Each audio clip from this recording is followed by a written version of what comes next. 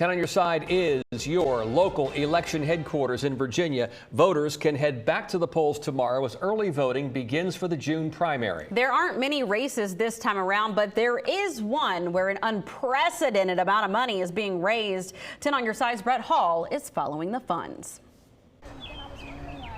While spring has settled in on the streets of Norfolk, what hasn't been settled is who is best to deal with those charged with crimes in these streets. Norfolk Commonwealth's attorney Ramin Fatehi is running for a second term.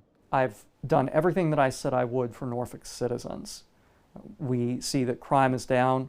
We see that the jail population is down. Former Assistant U.S. Attorney John Butler is looking to unseat him as the Democratic nominee. We want to prevent people from continuing to commit crime, so there has to be consequences for your actions. So it's pretty simple, but he doesn't believe in that, and I do. Longtime political consultant Brian Kerwin says it's unusual enough to see an incumbent for a CA position challenged in a party primary, but in this case, the money being raised by one of those challengers is what's catching attention. But for a primary, it's almost unheard of. In the first 3 months of this year, Butler has garnered more than $500,000 in campaign contributions. In a press release, Butler says that is more than any other Commonwealth attorney in Virginia history during a similar amount of time.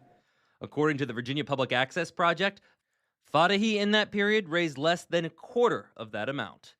But Kerwin says keep in mind, we are still a month and a half out from Election Day. So this could very easily be $1 million raise. Especially when Butler's campaign finance report shows 14 donors writing checks of $10,000 or more.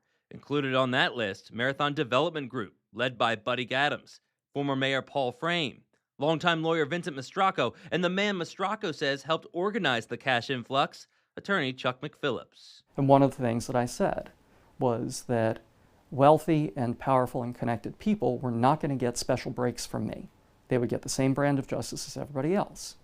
So I'm not surprised. However, Norfolk resident Tim Faulkner, who as president of the Breeden Company has donated a combined $5,000 to Butler, says privilege has nothing to do with it. This is to improve our community, and this is all about safety. Faulkner takes issue with the turnover of experienced prosecutors while Fatehi has been in office. He also doesn't like the policy established that calls for attorneys to consider reducing charges from a felony to a misdemeanor for a theft under $2,500. I think that encourages more crime and more shoplifting when you know you're not going to be charged with a felony unless you go above $2,500. As business owners and business leaders, I think we feel the impact and we kind of have the platform to influence that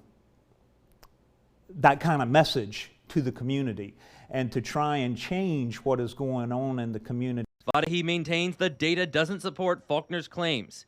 He also said he had, quote, cleaning up to do when he first arrived into office, and now he is fully staffed. Our voters are smart. They have supported me. They listen. They follow the data. They are not available for sale. However, we also pointed out his top donor is a political action committee controlled by New York billionaire George Soros. I'm very proud of the support that I have. It's worth noting John Butler said he did not have time to meet with us on the topic of fundraising, but his team did send us over a statement. That'll be on wavy.com. We also have Fatehi's responses to some of the other criticisms that have been lobbed towards him over the years. We'll also have links to those finance reports themselves. Brett Hall, 10 on Your Side. Brett, thank you very much. Everything you need to know about the primaries is posted right now on wavy.com.